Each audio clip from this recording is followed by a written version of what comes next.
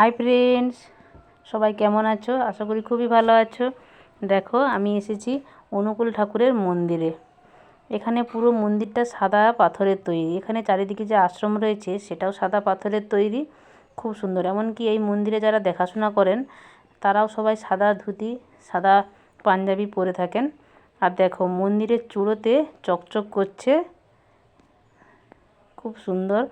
আর এখানে ঠাকুরের ফটো তোলা বারণ আছে, কারণ ঠাকুরকে পেছনে রেখে নাকি ফটো তোলা বারণ। তাই আমরা ফটো তুললাম না, যতটুকু পেরেছি তুলেছি।